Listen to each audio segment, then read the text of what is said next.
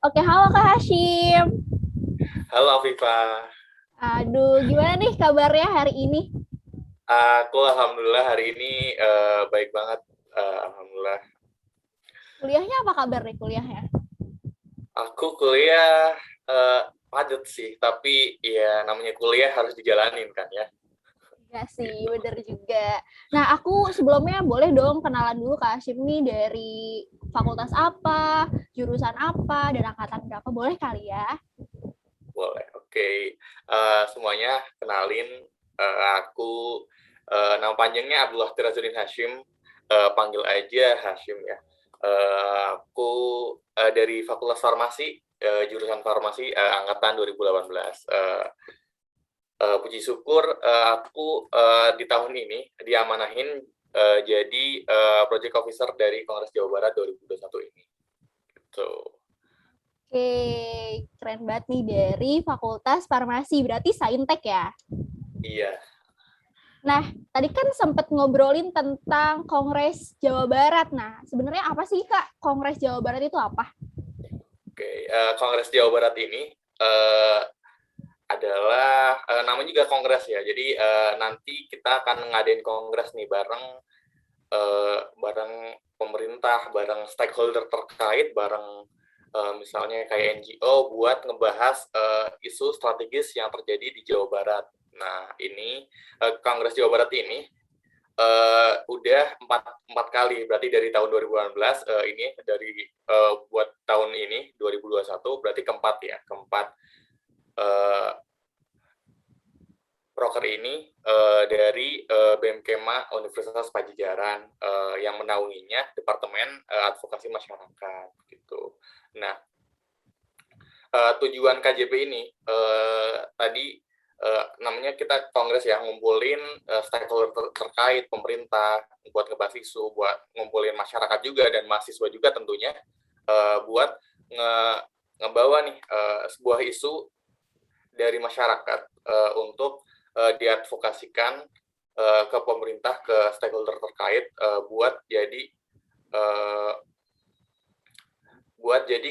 kebijakan yang konkret gitu. Kita ingin menghasilkan kebijakan berdasarkan masalah yang ada di masyarakat atau di lapangan gitu. Oke, berarti tahun ini tuh tahun pertama KJB online ya, Kak? Kedua, berarti tahun lalu juga online. Boleh dong, Kak, kira-kira spill keseruan-keseruan apa aja sih yang ada di KJB selama 4 tahun belakangan ini dari awal sampai sekarang, dan apa perbedaan KJB offline dan juga KJB online ini, Kak? Oke, jadi sebenarnya mau KJB online atau offline, dua-duanya tetap seru ya. Jadi ada diskusi nih, diskusi dari pemerintah, dari tokoh masyarakat, dari mahasiswa, itu yang bikin seru nih, ngebahas kajian, ngebahas permasalahan yang ada di Jawa Barat ini. Nah, itu kan kayak ada tokoh masyarakat yang mengajukan langsung permasalahannya ke dinas-dinas terkait, itu kan jadi seru banget nih. Ada permasalahan yang dia sampaikan langsung ke pemerintah, ke dinas-dinas terkait dari masyarakat, itu kan seru banget kan gitu. Oke, gitu ya, Kak. Jadi intinya kita bisa memberikan aspirasi kita terhadap lembaga-lembaga dan pemegang kebijakan intinya ya, Kak. Iya, betul banget. Dan ini boleh diikuti oleh masyarakat umum, mahasiswa, boleh kan, Kak? Boleh banget. Ini buat seluruh masyarakat Indonesia boleh gabung. Oh, oke, sekarang masyarakat Indonesia. Indonesia atau Jawa Barat doang nih, Kak? Jawa Barat tentunya, tapi kalau misalnya mau gabung dari mana-mana boleh banget. Kita terbuka, nanti tinggal daftar aja ke linknya gitu. Oke, jadi cocok banget nih ya untuk teman-teman yang merasa bahwa aspirasinya tidak didengar atau kurang didengar atau lambat untuk ditindak oleh lembaga-lembaga tertentu, bisa aja langsung datang ke Kongres Jabar dan memberikan aspirasinya langsung gitu ya, Kak. Bener banget. Ini kira-kira pemegang kebijakan atau lembaga-lembaga yang hadir itu bakalan boleh di-spill sekarang nggak sih, Kak? Atau nanti surprise? Buat yang datang siapa nanti surprise. Tunggu aja nanti ya, di cek di Instagram Kongres Jawa Barat aja. Soal di follow juga jangan lupa. Oke, jadi @kongresjabar 2021. Betul nggak, Kak? Instagramnya? Kongres Jabar aja, iya. Oh, Kongres Kongres Jabar aja. Jabar. Oke, salah nih. Nggak pakai 2021 ternyata. Oke, Kak. Nah, Kak, ini kan di masa-masa pandemi kayak gini nih, Kak. Kira-kira Kongres Jabar tahun ini bawa tema apa sih, Kak?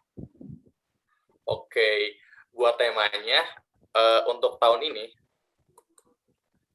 Ya, mau ngangkat tema strategi pemulihan ekonomi UMKM di Jawa Barat selama COVID-19. Nah, jadi buat tahun ini kita berfokus nih kepada pemulihan ekonominya. Pandemi kan udah 2 tahun nih, udah 2 tahun berjalan. Tentunya ada aspek-aspek yang terdampak, terutama yang paling besar ekonominya kan, ekonomi. Nah, sektor UMKM ternyata menyumbang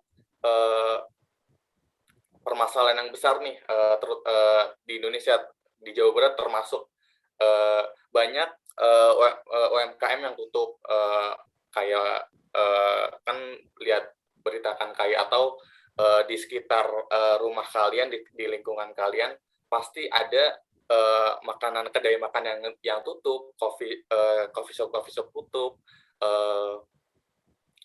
usaha-usaha yang punya masyarakat yang usaha kecil dan menengah ya, biasanya ada yang tutup lah, ada yang kehabisan bahan baku, kesusahan untuk nyari bahan baku, kesusahan untuk distribusi terutama, dan tentunya orang-orangnya, pelanggannya berkurang gitu.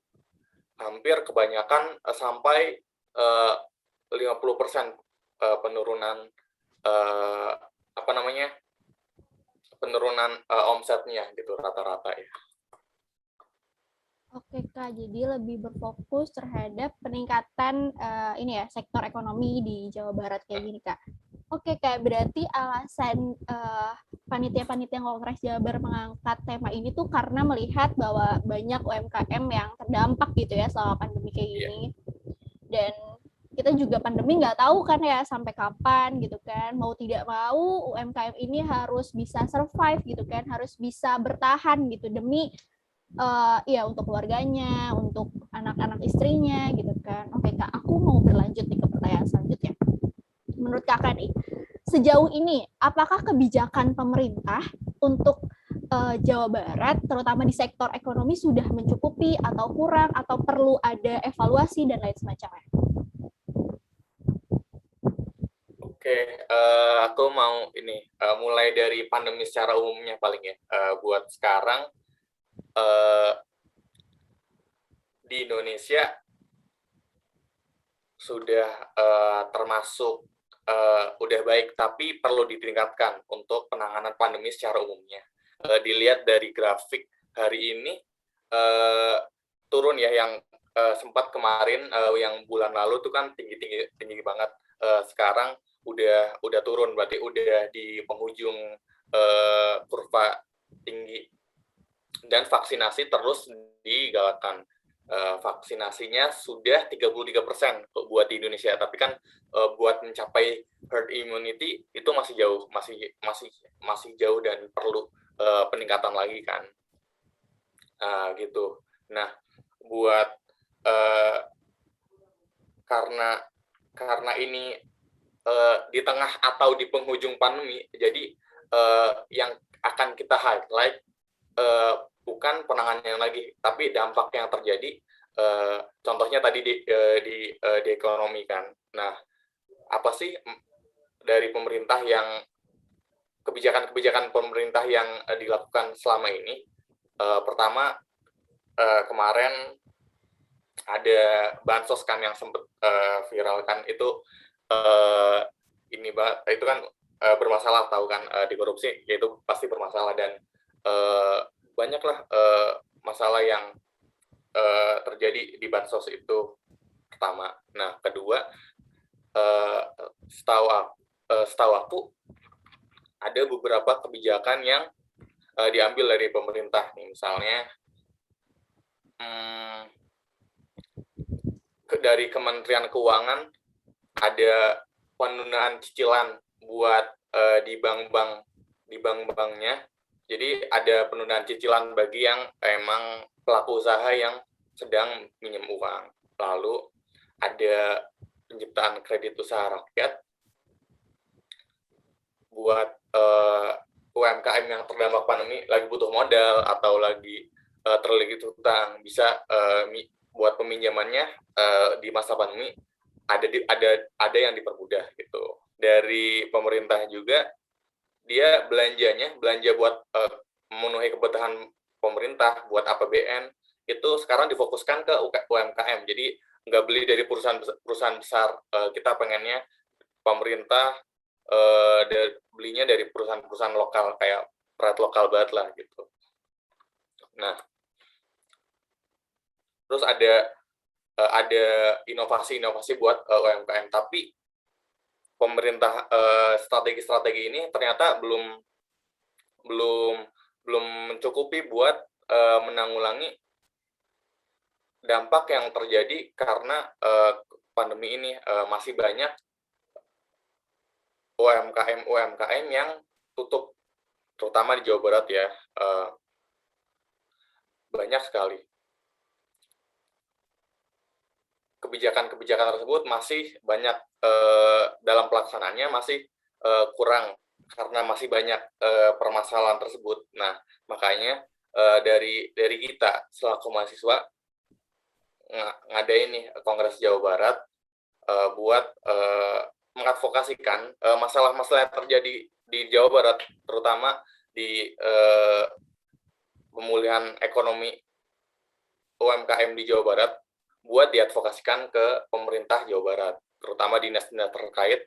Bahkan kalau bisa dari Gubernur Jawa Barat sendiri turun langsung gitu ke Kongres Jawa Barat ini, harapannya gitu sih. Oke, semoga emang beneran turun langsung ya Gubernur Jawa Barat ini untuk menangani dan menerima aspirasi-aspirasi dari masyarakat umum. Oke Kak, kita berlanjut ke pertanyaan selanjutnya. Nah, pertanyaan selanjutnya itu adalah tentang menurut Kakak nih. Tadi Kakak juga sempat bilang nih, penanganan di Jawa Barat atau di Indonesia ini tentang COVID-19 belum terlalu baik gitu kan. Jauh banget dari yang namanya herd immunity, tapi udah lumayan baik lah karena vaksin sudah mulai merata gitu kan ya, sudah mulai meningkat, terus kasus-kasus juga agak turun gitu kan. Nah, kira-kira menurut Kakak yang ideal untuk penanganan COVID-19 di Indonesia ini apa sebenarnya? Pertama, yang ideal ya harusnya buat vaksinasi ini nih, vaksinasi harus merata. Jadi ada provinsi yang bahkan provinsi yang kurang, bahkan di satu kabupaten di Jawa Barat, di tiap kabupatennya belum merata gitu. Daerah-daerah pelosok, daerah-daerah yang tidak terjangkau, susah terjangkau, belum ada gerai vaksinasi secepat kayak di Kota Bandung kan. Di Kota Bandung ramai banget. Buat di kabupaten-kabupaten Jawa Barat yang lain belum banyak nih dari distribusi vaksinnya, dari nakes yang berwenang buat ngevaksin, itu masih kurang banget. Kadang bahkan buat di pelosok-pelosok nakesnya itu yang kerjain semuanya gitu. Udah nakesnya dikit, buat masyarakatnya banyak, jadi nakesnya masih kewalahan gitu buat di masa pandemi ini. Nah, terus idealnya pertama vaksinasi, kemudian karena kita kan pandemi diharapkan buat tidak saling kontak fisik, saling kontak sosial satu sama lain, atau disebutnya social distancing kan. Makanya ada kebijakan namanya PPKM. Nah, PPKM ini. Nah, karena PPKM kegiatan-kegiatan masyarakat dibatasi, mal-mal nggak boleh buka, yang makan katanya nggak boleh lebih dari 20 menit. Nah, itu kan jadi ada pembatasan dari pemerintah harusnya dari pemerintah, karena dia ngasih peraturan pembatasan, harusnya pemerintah ngasih bantuan buat masyarakat yang terdampak karena kebijakan itu. Misalnya kayak harus buat bansos harusnya lebih efektif lagi, lebih tertarget masyarakat mana sih yang membutuhkan beneran bansos ini gitu. Oke, keren banget Kak. Terus Kakak nih selama ini nih hampir berjalan 2 tahun lah ya pandemi ini, kira-kira Kakak punya kecemasan tersendiri nggak sih terhadap kebijakan-kebijakan publik dari pemerintah untuk menangani pandemi COVID-19 ini? Kayak PPKM kan ini lama banget, terus pernah ini sampai kapan nih PPKM, atau ini kuliah online terus, sekolah juga ya khawatir banget sih aku itu juga kan. Jadi terkesan setengah-setengah buat pemerintah buat ngadain pembatasan sosial ini. Jadi sebagai aku masyarakat awam ya, mahasiswa, masyarakat awam, khawatir lah pasti mengenai pandemi ini. Bukan sesuatu yang wajar lah kalau misalnya dibatasi terus-menerus tanpa ada penyelesaian yang real buat menutupi si dampak dari COVID-nya itu gitu. Oke, jadi mungkin dua pertanyaan terakhir nih Kak. Kira-kira harapan Kakak apa sih terhadap kebijakan yang diberikan oleh pemerintah untuk menangani pandemi ini? Harapannya gitu. Sebaiknya pemerintah harus kayak gimana gitu. Oke, pertama harapan aku pemerintah ngeluarin kebijakan publik yang tepat sasaran, efektif gitu. Jadi struktur kebijakannya itu dari pemegang kebijakan sama yang nanti pelaksana kebijakannya harus sinkron gitu. Jangan sampai ada miskomunikasi di pelaksana kebijakannya. Jadi nanti misalnya pemerintah nyuruh apa, ternyata pelaksananya gini. Jadi kan terkesan PHP gitu. Oke, nah. Oke, thank you banget nih Kak. Terakhir banget. Dengan diadakannya Kongres Jawa Barat tahun 2021 ini dan mengangkat tema tentang sektor ekonomi, pemulihan ini ya UMKM di Jawa Barat gitu kan, terlebih mungkin khususnya di Jawa Barat, umumnya di Indonesia. Harapannya setelah diadakannya Kongres Jawa Barat ini, harapannya gimana nih Kak untuk sektor ekonomi di Indonesia? Oke. Buat sektor ekonomi, terutama UMKM di Jawa Barat ya, pertama tentunya masalah-masalah yang terjadi, isu-isu yang terjadi di masyarakat teradvokasikan ya ke stakeholder terkait dan nantinya stakeholder terkait tersebut yang akan ngasih kebijakan yang real gitu buat masyarakat Jawa Barat, terutama pelaksana UMKM di Jawa Barat gitu. Oke, thank you banget Kak atas harapannya dan juga udah menjawab pertanyaan-pertanyaan dari aku tadi. Semoga memang ada yang benar-benar terlaksanakan gitu ya, baik mungkin dari teman-teman yang ada dari mahasiswa atau dari masyarakat umum atau mungkin pemegang kebijakan, mungkin bisa menjadi pertimbangan gitu ya untuk melakukan kebijakan-kebijakan di masa pandemi ini gitu kan ya. Nah, semoga dengan diadakannya obrolan kita kali ini bisa memberikan informasi-informasi untuk teman-teman semua, dan jangan lupa untuk ikutan Kongres Jawa Barat tahun 2021 ini secara online Kak, betul Kak? Betul. Tanggal berapa nih Kak? Udah boleh di-spill Di juga? 31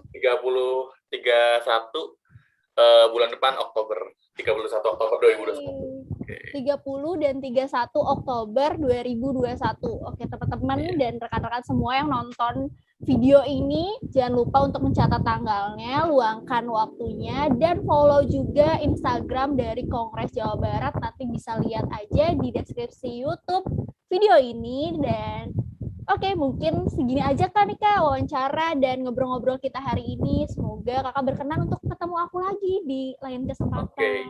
Nah, Terima kasih banyak. Jawa KJB 2021 punya tagline. Gimana tuh Kak? Tagline-nya gimana tuh Kak? Tagline-nya gini, aspirasikan inspirasi gitu. Aspirasikan. Kongres Jawa Barat 2021, aspirasikan inspirasi. Oke, boleh dicoba kali ya Kak, biar nanti aku yang jawab nih. Kongres Jawa Barat 2021, Aspirasikan inspirasi.